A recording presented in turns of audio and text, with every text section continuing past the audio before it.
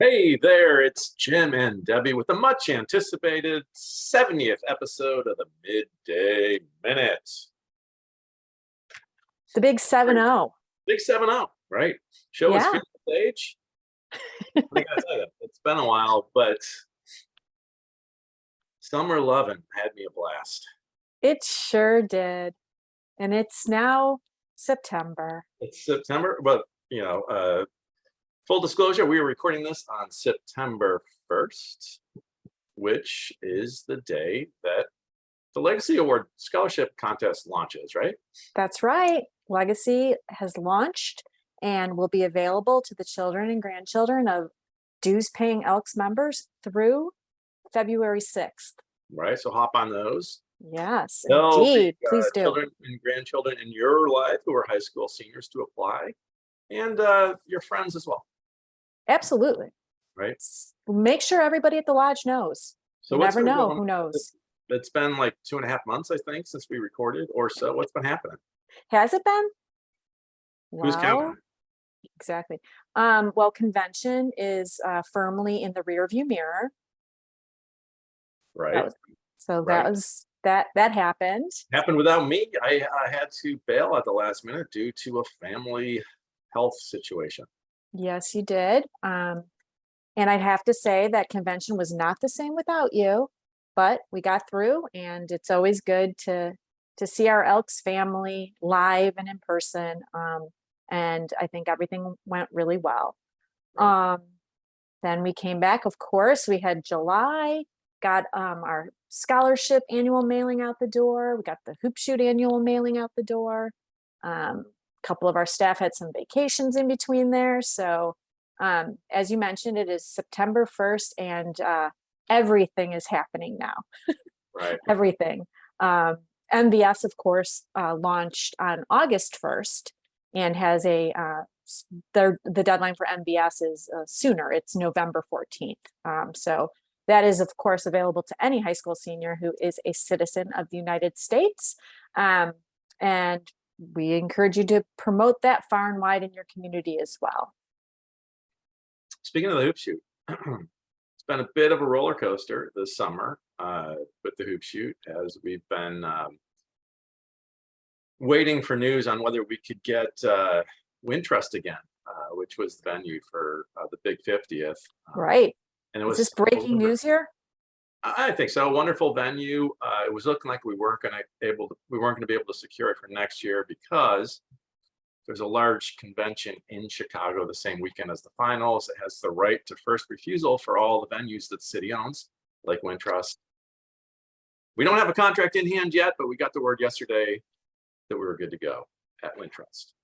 And we're 98% confident it is going to happen. And we are beyond excited and relieved. I'm relieved. Right. One of the things that's exciting to think about is, we did the professionally produced live stream of 3 of the contests this past year. And so we're thinking once we lock down Wintrust, is that we'll have 2 professionally produced live streams so that we can give all 6 contests the treatment they deserve. 2 broadcast teams, 2 live streams going. As I always like to say, we have 2 eyes but only 1 brain. So when you're covering a contest, you can only watch one if you want to know what's going on, right?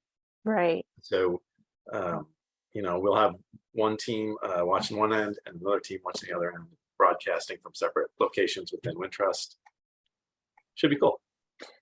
For sure. And as our viewers will remember, last year was the 50th anniversary of the hoop shoot, and we were pushing early and often to pack the arena, and we had more people there than ever before, but we would really like to do it again. The capacity, as we've said, is 10,000, but the lower bowl is 3,500. And wouldn't it be amazing if we had every seat filled for that? Yep.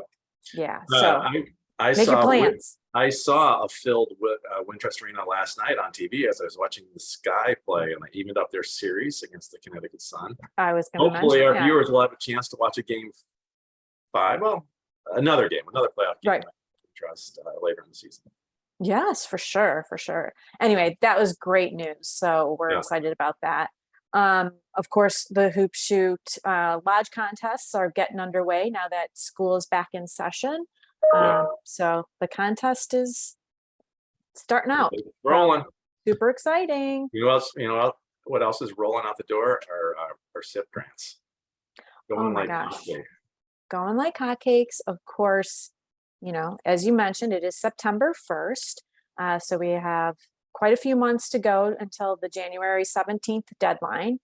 So if you haven't already, I highly encourage you to apply for your beacon and your spotlight and your gratitude grant if you qualified. And 80% of the lodges did. So get to it. If you need any help, please contact our SIP staff. They are there to help. We don't want any lodge to leave a grant on the table, and we will do all we can to, get that project to approval. So around 1,100 of our lodges last year earned not just the gratitude grant, but at least one of the bonuses, one of the three available $500 bonuses. Of course, for a few years now, we've had one for exceeding 15% membership support. Mm-hmm. A couple of years ago, we introduced one based on Fidelity Club membership. And then Mm-hmm. last year, we surprised everybody with one based on Chair Challenge composite score of 550 points or more. Head over to our reports section. I'll put a link here. And you can see, you can track your progress in the Chair Challenge and see how you're doing and figure out how you can earn those 550 points so that next year you can get one of those $500 bonuses as well. Right. So if the lodge achieves the per member goal for giving, they're going to get $2,000, right? Base 2000. And then they have 3 opportunities for $500 bonuses for Right. a total of $3,500. $3,500 for that gratitude. That's Right. pretty cool. Also in the SIP world, we had the impact intent deadline was August 31st, and 165 lodges submitted an intent, which is basically an elevator pitch for what they would like to do with an impact grant. So we're going to get to reviewing those, and then the invitation that we will send out for a full application to select lodges will go out on September 15th. So look forward to hearing more about that. So many things. Also, a couple really great news stories posted about our SIP grants, kind of with back to school themes. The latest one we posted was about lodges who are working towards supporting STEM education, so science, technology, engineering, and math. So some pretty cool examples of what lodges are doing to support STEM. So check out our homepage for those stories. Sam in the SIP department is a very talented writer, and his skills are on display in that article, I believe, right? That is right. That's right. He did the last 2 back to school one. So that's pretty cool. Speaking of back to school, we snuck in our WAGO class at some point during the summer, right? We did. We announced that. It was hard. It was hard to sneak it in because it's a monster class, a double sized class. 20 winners this year. 20 winners of $22,000 to help offset the incredible expenses of attending medical school. So yes, we announced those winners in late July, not to be overshadowed by everything else. So I'm glad you brought that up. Thank you again. All this news, all these features, all these stories are found on our website, which you can find at elks.org/ENF, right? There, right? Awesome. Few other scholarship related things. I mentioned that the annual mailing went out because, of course, both of our big scholarship contests are underway. We also have 2 openings for the first year Scholar Advisory Board members. So we're waiting on that. So we're excited about that. We offer 2 because we have an opening for an MVS first year and a legacy first year. So look forward to hearing more about who is selected for that prestigious opportunity to help us shape our scholar opportunities. Great. Yeah. So it's been pretty busy summer, right? Always busy summer. But this is some might say the most wonderful time of the year, with everything getting underway. And then we can, obviously we're always planning, but it's really exciting to get things underway so that we know all the planning we do in the spring, when all that comes to fruition. This is how it gets started. Yeah, as I mentioned, we've got, grants going out the door right now, not just SIP grants, but state grants and scholarships. It's that time of year too, where we're sending out scholarship payments. There's a new guy in the accounting department, newish, been there a year or two. And earlier this week, he asked me to move money over to our spending account, $1 million. And this morning, he emailed again and goes, "We blew through that $1 million." Yeah. Can you move $2 million over? So, Yeah. a lot of money going out the door right now. That's what we do, right? That's what we do. That is how we help Elks build stronger communities. Right. And do all the things we do. Well, as we talk about, the spring and all the culmination of all these things, Kate and I are heading to Minneapolis in 2 weeks to get started planning on the convention, the 2023 convention. No rest for convention planning. You guys are off to Minneapolis, where we will be next year. I have very fond memories of our Yes, you always speak very highly of the Minneapolis 2004. convention. I thought it was a great convention town. So I'm looking forward to that one. I just missed and hopefully I'll be able to go. I'm looking forward to being back at after having been to all of them since 1992 and then have to miss one. Really? Yeah, that had been a strange feeling to you despite. Yeah, I think I had to make that call on the Sunday. I was scheduled to travel on Tuesday. I made the call out on Sunday. So. What else? Anything else? We got a board meeting. That's a lot. Board meeting coming up on October 7th that we are gearing up for. And then lurking behind that board meeting will be we'll be starting up planning for next year. So just keeps rolling. Time keeps on rolling. It sure does. We hope now that the summer's over that we will be back on a more regular schedule with the Midday Minute coming at you once a month. We hope.